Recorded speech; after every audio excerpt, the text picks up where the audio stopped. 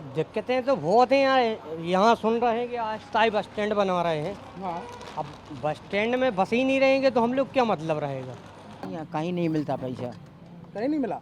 अभी कभी तक 1 रुपया नहीं मिला अपन को। जैसे अभी ये योजनाएं निकली हैं वो आगे निरंतर चलती रहे महिलाओं के लिए, और भी जो स्कूल खुल रहे सीएम राइस और बढ़ने लगें ताकि गरीब बच्चे हैं जो और आसानी से पढ़ सकें, बालक बालिकाएं। कोई विकास के ऐसे बड़े कार्य हुए नहीं हैं जिससे कहीं हमारे यहाँ के विद्यार्थियों को जो हमेशा बाहर जाना पड़ रहा है, लोकल लेके यहाँ पे कोई मेडिकल कॉलेज आना था, इंजीनियरिंग कॉलेज आना था, तो युवाओं के लिए तो ये सबसे बड़ी समस्या है। परंतु आज तक किसी भी पार्टी ने, चाहे भाजपा हो या कांग्रेस हो या अदर पार्टी हो, कभी भी जीर्णोद्धार के लिए एक आश्वासन तो दिए हैं, परंतु कभी फंड कुछ नहीं दिया।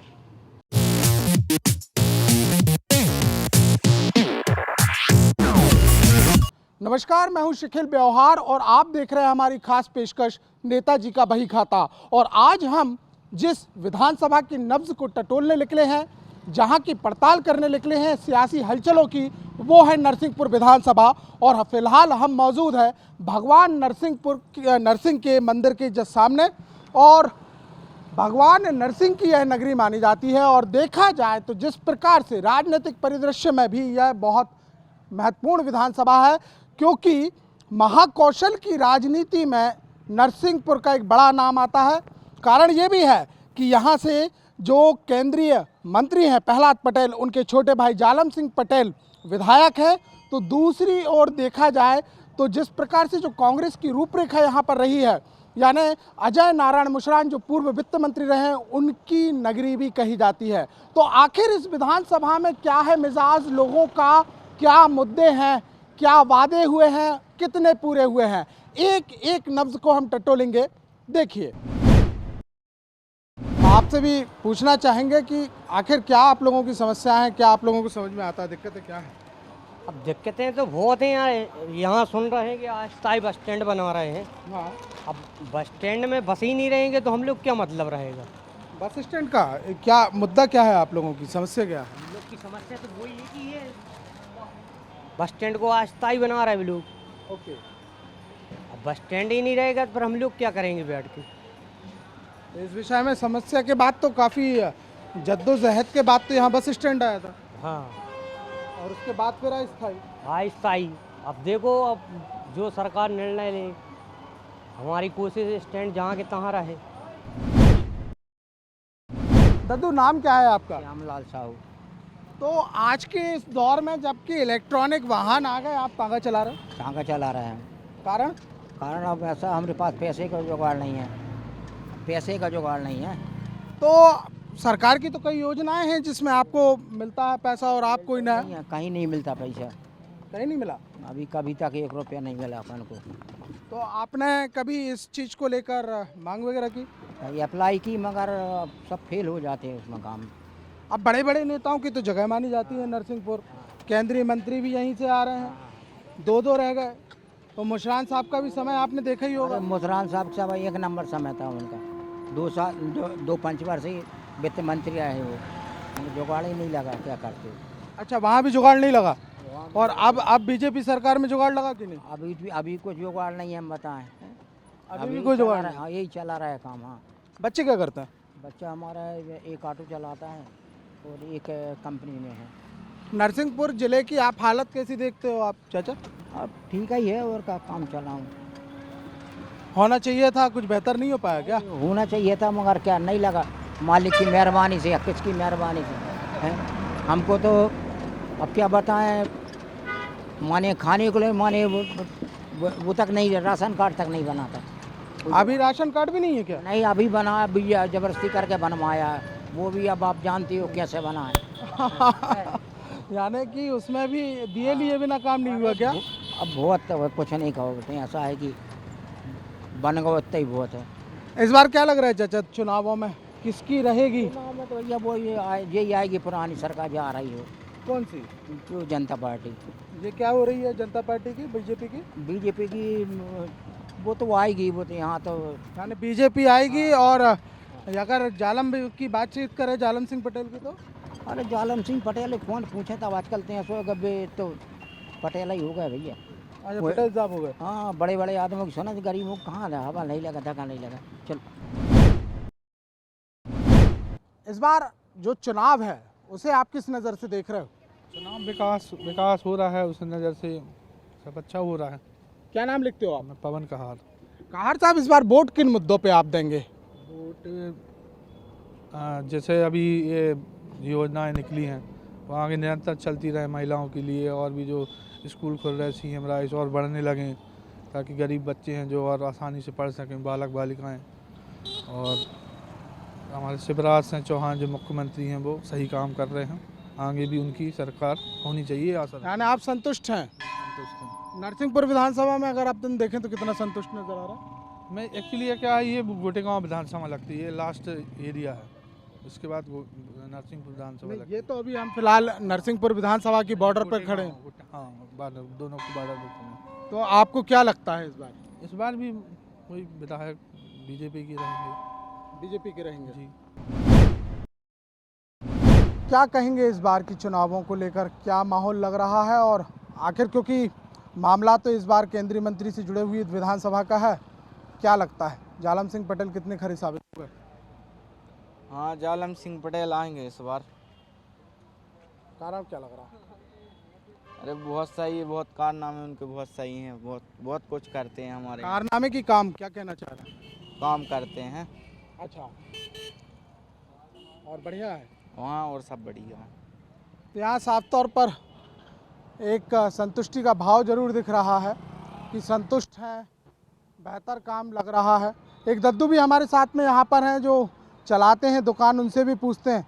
साहब, सरकार के काम से कितने संतुष्ट नज़र आ रहे हैं? और इस बार अगर वोट बैंक की बात की जाए, मतदान की बातचीत की जाए तो किसे देंगे वोट? वही मोदी। कारण सही दे रहा जवाब, सब दे रहा, सुखदा। अच्छा, हाँ, सब दे रहा। और क्षेत्र के विकास की अगर हम बातचीत करें तो कितने संतुष्ट हो दद्दू? बहुत ज़्यादा बढ़िया काम हुआ। बढ़िया काम। वोट किसको इस बार? मोदी को। बीजेपी को कि मोदी को? हम वही तो बीजेपी। सर, इस बार क्या मुद्दों को लेकर जनता के बीच में पहुंचेंगे और क्या लगता है कि कितना विकास हुआ नरसिंहपुर का? देखिए, नरसिंहपुर में तो ऐसा कोई विकास नहीं दिख रहा है।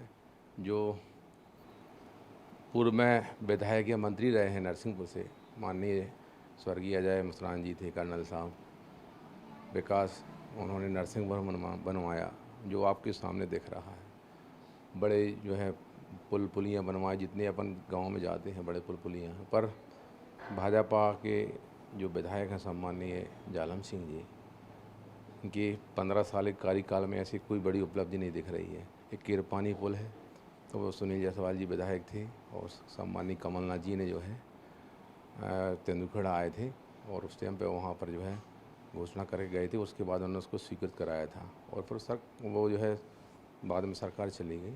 पर वो कमलनाथ जी की उपलब्धि है किरपानी पुल। और आपकी महिला पॉलिटेक्निक कॉलेज है, महिला विद्यालय है, ये सब मसरान साहब की देन है। नरसिंहपुर में जो बड़े बड़े जो है, अभी बाद में ये शॉपिंग कॉम्प्लेक्स बना, ये 15 महीने कमलनाथ जी की सरकार थी, तब कमलनाथ जी भूमि पूजन करके गए थे, और उन्होंने जो है उस भूमि पूजन के बाद में ये शॉपिंग कॉम्प्लेक्स आप देख रहे हैं जो नरसिंहपुर के मुख्य मार्केट में जो बना है, वो कमलनाथ जी की भी देन है।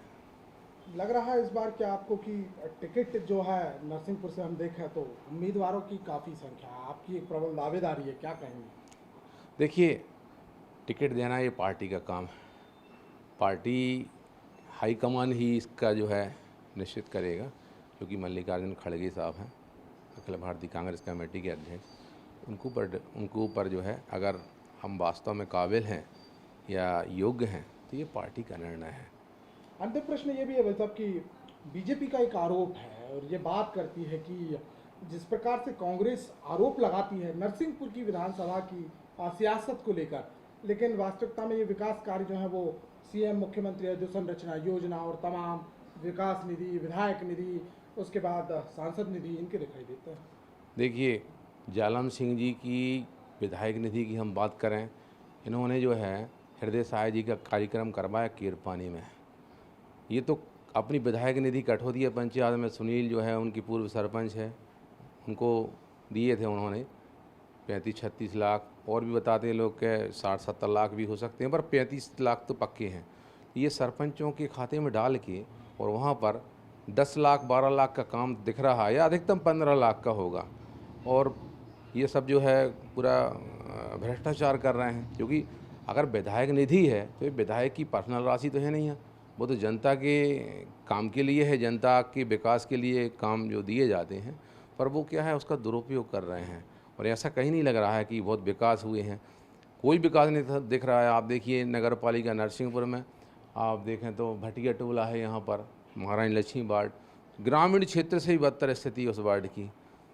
आप शंकर वार्ड देखें, शंकर वार्ड में इतनी गंदगी है, इतनी नाली पैक है, ना वहाँ पर कोई रोड की व्यवस्था, कोई नाली निकासी की व्यवस्था।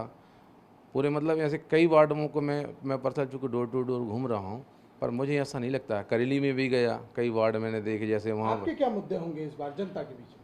देखो मेरे मुद्दे तो ये हैं, मैं पिछली बार ही विधानसभा लड़ा था 2018 में, तब भी मेरे मुद्दे यही थे कि मैं विधायक बना और कांग्रेस की सरकार अगर मध्य प्रदेश में बनी तो पूरे नरसिंहपुर और करेली नगर पालिका क्षेत्र में सबसे पहले रोड, नाली, पानी और बिजली की व्यवस्था, ये हम घोषणा पत्र में डाल रहे हैं, वचन पत्र में डाल रहे हैं कि हम ये विकास कार्य ही कराएंगे। पहले मुद्दे हमारे सबसे पहले ये हैं।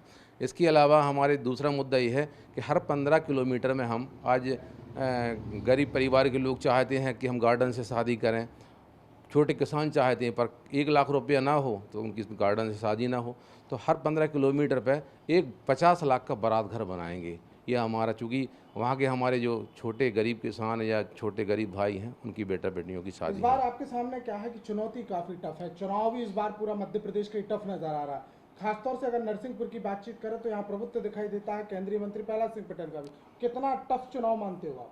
देखिए सारी ज़िंदगी हम लोगों ने हर चुनाव संघर्ष ही लड़े, क्योंकि मैं बचपन से जहाँ से सरपंच बना हूँ वो गुटेगांव क्षेत्र से बना हूँ। वहाँ से मैं जिला पंचायत सदस्य, जनपद अध्यक्ष रहा, जिला पंचायत में उपाध्यक्ष रहा, 3 जिला पंचायत सीट जीते रहे। तो वहाँ प्रहलाद पटेल और जालम सिंह के क्षेत्र से मैं वैसे ही वहाँ से चुन के आया हूँ, अभी तक जो बढ़ा हूँ यहाँ तक, उन्हीं के क्षेत्र से, उन्हीं के संघर्ष से यहाँ तक लड़ाई लड़ता रहा हूँ।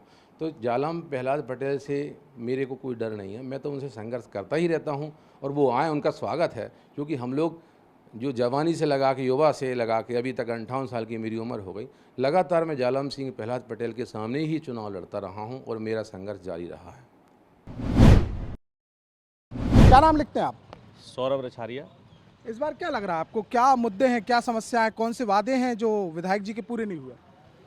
सबसे पहले तो हमारे नरसिंहपुर में कोई विकास के ऐसे बड़े कार्य हुए नहीं है जिससे कहीं हमारे यहाँ के विद्यार्थियों को जो हमेशा बाहर जाना पड़ रहा है, लोकल लेके यहाँ पे कोई मेडिकल कॉलेज आना था, इंजीनियरिंग कॉलेज आना था, तो युवाओं के लिए तो ये सबसे बड़ी समस्या है। और इसके बाद में जैसे हमारे नरसिंहपुर में एक नरसिंह मंदिर जो हमारे यहाँ मोहल्ले में ही है, और उसमें भी हम काफ़ी समय से देख रहे हैं कि पीछे तालाब है, उसको निर्माण करना है। पिछली बार कलेक्टर साहब आए रोहित सिंह जी, उन्होंने कुछ थोड़ा कार्य यहाँ पे मतलब स्फूर्ति दिखाई थी। उनके जाने के बाद फिर वही स्थिति है जो आज से 20 साल पहले से तालाब जिस स्थिति में था। कहा जाता है कि नर्मदा जल जो है वो तालाब में पहुंचाया गया। उस समय यहाँ एक नहर योजना है हमारे यहाँ पे, तो नहर में जो है वो जल नर्मदा जी का नहर में जो है वो जल आता है, तो उसी नहर के माध्यम से यहाँ लाए थे कलेक्टर साहब, पर वो फिर कुछ समय के बाद अभी ये काम चल रहा है, तो पिछले 1 साल से तो नर्मदा जल गायब है यहाँ से। नर्मदा जल गायब है, 1 साल पहले जरूर यहाँ की हुई थी और इसमें कोई शक नहीं कि एक बड़ा मुद्दा ये नरसिंहपुर का रहा है। भगवान नरसिंह की नगरी है और उसी से नाम। आपसे जानना चाहेंगे साहब कि क्या लगता है आपको कि कौन सी चीज़ थी ऐसी जालम सिंह पटेल आपके विधायक पूरे नहीं कर पाए या फिर पूरे हुए? अब महंगाई, बेरोजगारी, ये भी बहुत बड़े मुद्दे रहे हैं। युवा भटक रहे हैं आज के समय में। और तो इस बार क्या क्या लग रहा है, यानी परिवर्तन इस बार होगा विधानसभा में? बिल्कुल होना ही है वो तो। इस बार तो कांग्रेस की सरकार डाली। और नरसिंहपुर की अगर बातचीत करें, यहाँ भी हमारे लाखन सिंह पटेल। आप पॉलिटिकल पार्टी से हैं क्या? हाँ, कांग्रेस पार्टी से। अच्छा, इसलिए बात इसलिए सामने आई है, लेकिन कुछ लोगों का एक अलग अलग मत यहाँ पर निकल रहा है। कुछ और भी लोग हमारे साथ खड़े हुए हैं, उनसे भी चर्चा कर लेंगे। साहब, बड़ी इंपॉर्टेंट सीट मानी जाती है क्योंकि बुंदेलखंड से लगा हुआ और महाकौशल की राजनीति का प्रभुत्व इसमें देखने को मिलता है। क्या लग रहा है इस बार की समीकरण? देखिए, नरसिंहपुर विधानसभा हो या अन्य जगह, स्थानीय समस्याओं के अलावा लोग खास तौर पर महंगाई और बेरोजगारी जो है उससे जूझ रहे हैं। किसानों को भी लागत का जो मूल्य है वो सही नहीं मिल रहा है। लागत बढ़ती जा रही है खेती किसानी में, मगर उनको वाजिब दाम अपनी उपज का नहीं मिल रहा है। ये अनेक समस्याएं, इन समस्याओं से लोग जूझ रहे हैं और कोई ऐसा विशेष काम नहीं हुआ जिसके लिए हम कह सकें कि सरकार ने नरसिंहपुर विधानसभा में कोई बड़ा काम कराया। निश्चित तौर पर आने वाला चुनाव सत्ताधारी दल के लिए एक चुनौतीपूर्ण होगा। चुनौतीपूर्ण बताया है, क्या कर रहे हैं? गैया को भगा रहे हैं? गैया आपको अच्छा, अरे वाह वाह वाह, नहीं ये इसमें कोई शक नहीं है। ये बताइए कि सरकार किसकी बना रहे हैं और किसे भगा रहे हैं? अब जी तो सर मैं कुछ नहीं कह सकता, क्योंकि सब डगमगा रहे हैं। अच्छा, यहाँ की वहाँ, यहाँ की वहाँ, कुछ लोगों से वही चर्चाएं, तो लोग भ्रमित हैं अभी। भ्रमित है जी। भ्रमित का होने का कारण क्या है? कारण यही है कि कुछ काम नहीं हो रहा है यहाँ नरसिंहपुर में। क्या काम होने थे और क्या नहीं हुए? अब यही तो है, तालाब का काम चल रहा था, फिर मिट्टी खिसल गई, ये हो गए, वो हो गया। क्या है, काम पूरा होता नहीं है, पैसा आ जाता है, खा जाते हैं, कौन खा जाते, क्या हो जाता है। शहर की हालत पे क्या कहेंगे, अच्छी है कि? शहर की हालत भी ठीक नहीं है। क्या समस्याएं लगती हैं? हाँ सर, समस्याएं हैं, बहुत समस्या। अब यही तो आप भैया ने बताया कि किसान लोग बहुत परेशान हैं। अब मेरे यहाँ बाढ़ आ गई, पूरा गल्ला पानी रखा था, सब सड़ गया। किसान है जी। क्या नाम लिखते हैं? दिलावर सिंह पटेल। पटेल साहब, बहुत बहुत शुक्रिया। आते हैं एक घर में, एक माताजी पेपर यहाँ पर बाँच रही हैं। माताजी से भी चर्चा करते हैं। माताजी राम राम। आप तो बस ये बताइएगा कि नरसिंह मंदिर के सामने है और आपका यहाँ पर घर है, क्या आपको लगता है कि किस प्रकार की सरकार चली इस बार? जी, सरकार तो अच्छी चली है अच्छा लगता है, हम मंदिर के सामने रहते हैं तो। नरसिंह मंदिर में विकास को लेकर क्या कहेंगी, क्या लगता है आपको? हाँ, विकास तो हुआ है मंदिर का, और शहर का भी हुआ है, इसमें कोई शक नहीं। शहर का भी हुआ है और मंदिर का भी विकास हुआ है। मंदिर का तो बहुत हुआ है, बहुत अच्छा लगने लगा पहले से। महंगाई और टमाटर वगैरह से कोई समस्याएं? अब महंगाई तो खैर है ही समस्या तो है उसकी, मगर फिर भी चलता रहता है। सरकार से कितनी संतुष्ट हैं आप? हम तो सरकार से संतुष्ट हैं। नरसिंहपुर सीट को लेकर क्या कहेंगे? बड़ी इंपॉर्टेंट सीट है। केंद्रीय मंत्री के छोटे भाई हमेशा मैदान में हैं, जालम सिंह, और लाखन सिंह पटेल का नाम सामने आ रहा है।